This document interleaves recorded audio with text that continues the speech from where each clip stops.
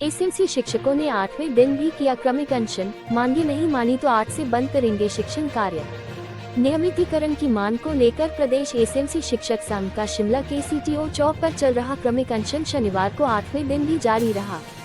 अनशन पर बैठे शिक्षक बाहर हो रही बारिश बर्फबारी के बावजूद हवाघर में डटे हैं।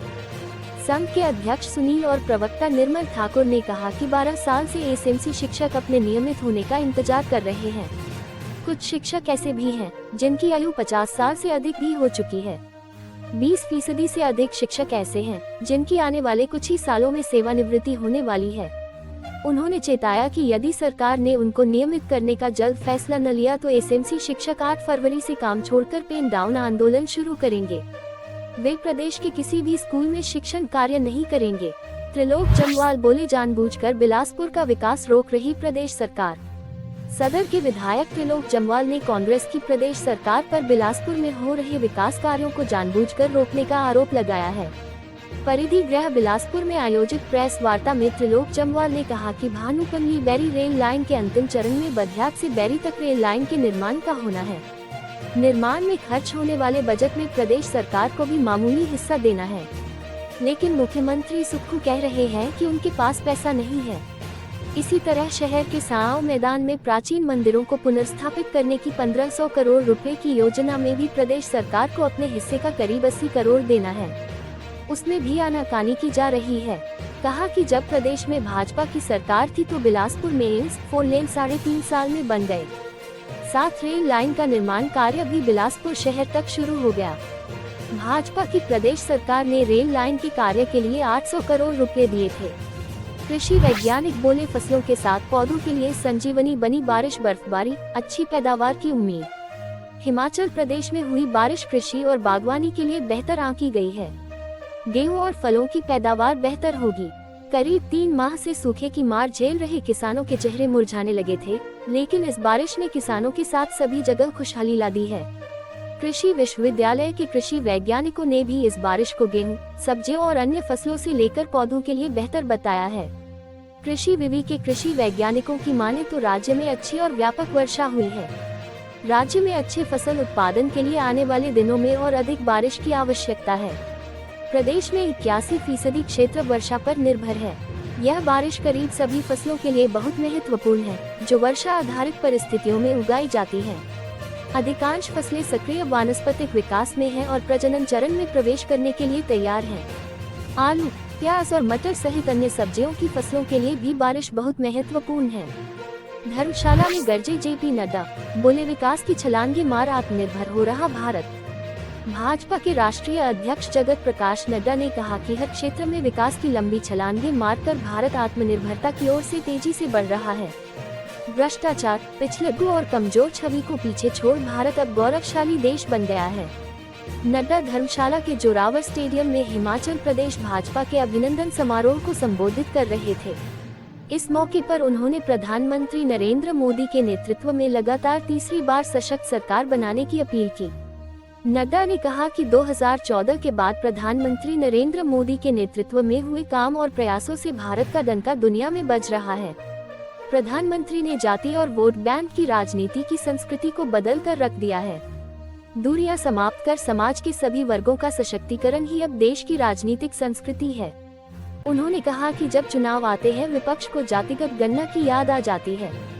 हम इसके विरोधी नहीं हैं, लेकिन प्रधानमंत्री मोदी ने गरीब, युवा, अन्नदाता और नारी समाज के इन प्रमुख वर्गों को ही सर्वोपरि मानकर काम किया है।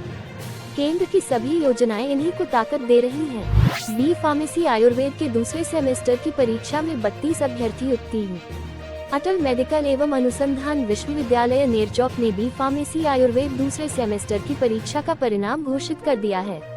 परीक्षाएं अगस्त 2023 में आयोजित की गई थी। विश्वविद्यालय ने परिणाम वेबसाइट पर अपलोड कर दिया है ताकि संबंधित अभ्यर्थी इसे देख सकें। परीक्षा में कुल 41 अभ्यर्थियों ने भाग लिया था।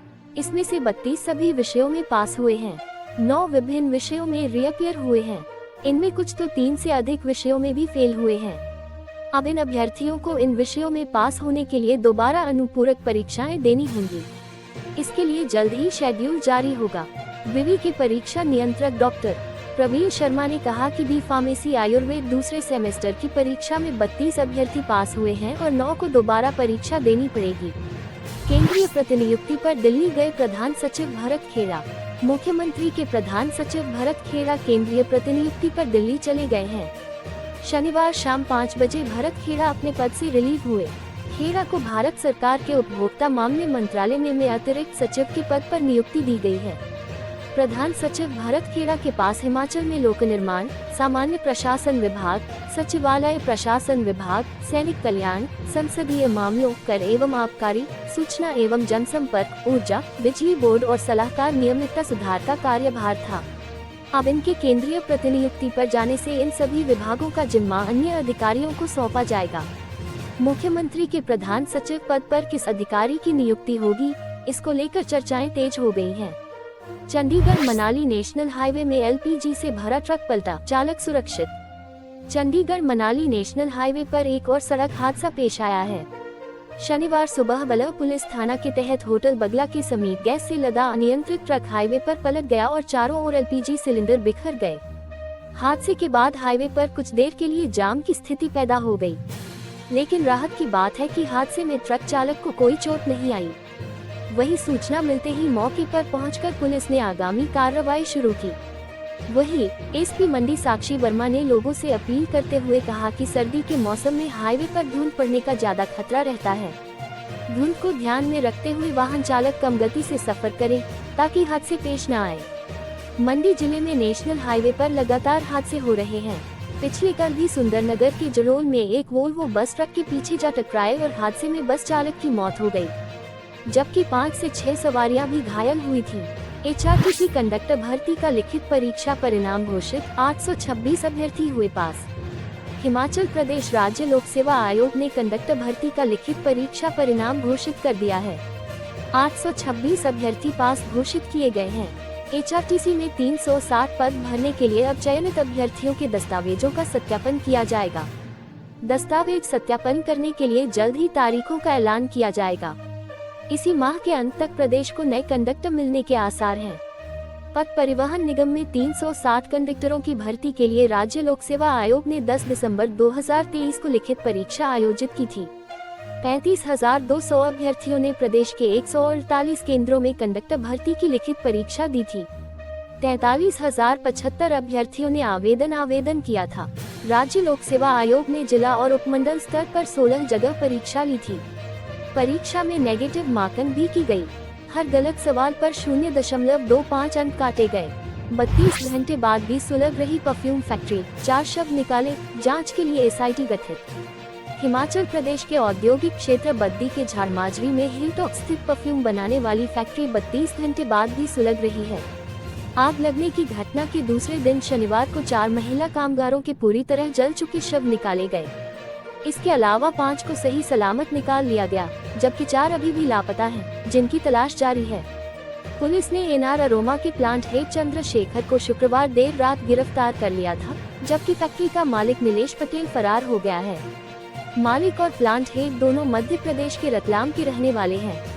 प्लांट हेड को पुलिस ने शनिवार को नालागढ़ अदालत में पेश किया, जहां से उसे 4 दिन की पुलिस रिमांड पर भेजा गया है। दूसरी ओर राष्ट्रीय आपदा प्रतिक्रिया बल एनडीआरएफ की टीम इमारत के भीतर नहीं जा पाई है। बाहर से ही हाइड्रा मशीन पर चढ़कर लापता लोगों की तलाश कर रहे हैं। हाइड्रा मशीन पर चढ़कर ही बाथरूम तोड़ने पर 4 शव वहां से एनडीआरएफ की टीम ने निकाले हैं। शनिवार को पुलिस महानिदेशक डीजीपी संजय कुंडू मौके पर पहुंचे और उन्होंने कहा कि फोरेंसिक टीम साक्ष्यों को जुटाएगी। वहीं सरकार ने घटना की जांच के लिए विशेष जांच टीम एसआईटी गठित कर दी है। इसका कंट्रोल रूम भी बनाया है। डीजीपी ने राज्य सरकार से भारत सरकार की केंद्रीय फोरेंसिक विज्ञान टीम से भी सहयोग लेने का अनुरोध किया है। फोरेंसिक साइंस लैबोरेटरी एफएसएल की टीम भी घटनास्थल का निरीक्षण करेगी और साक्ष्य जुटाएगी। अटल टनल से 10 से 3 बजे तक ही होगी वाहनों की आवाजाही, चालकों को सतर्कता बरतने की सलाह। जिला लाहौल स्पीति में हुई बर्फबारी के बाद मौसम खुलते ही सीमा सड़क संगठन ने घाटी की सभी मुख्य सड़कों से बर्फ हटाकर बहाल कर दिया गया है। ये जानकारी उपायुक्त जिला लाहौल स्पीति राहुल कुमार ने दी। उन्होंने कहा कि फिर से बर्फबारी को देखते हुए मनाली के लांग मार्ग पर सफर करना जोखिम भरा है। घाटी में बर्फबारी के बाद तापमान में गिरावट के चलते सड़कों पर बर्फ जमने व ब्लैक आइस को देखते हुए लोगों को सतर्कता बरतने की सलाह दी है। उन्होंने कहा कि मनाली के लान सड़क पर चैन वाले या 4x4 वाहनों को ही अटल टनल रोहतांग से सुबह 10 बजे से लेकर 3 बजे तक ही मौसम के अनुसार आवाजाही की अनुमति दी जाएगी। इस दौरान जिला पुलिस के जवान यातायात व्यवस्था को बनाए रखने का प्रयास किया जाएगा। उपायुक्त राहुल कुमार ने घाटी के लोगों व पर्यटकों को सलाह दी है कि खराब मौसम के दौरान अनावश्यक यात्रा से बचें। वहीं होटल मालिकों व होमस्टे संचालकों को खराब मौसम के दौरान पर्यटकों को किसी तरह के सफर न करने की सलाह दी है। उन्होंने कहा कि जल शक्ति विभाग खराब मौसम के बावजूद पेयजल आपूर्ति बनाए हुए है। कुछ इलाकों में जहां पेयजल आपूर्ति बाधित है, विभाग उन्हें दुरुस्त करने में जुटा है।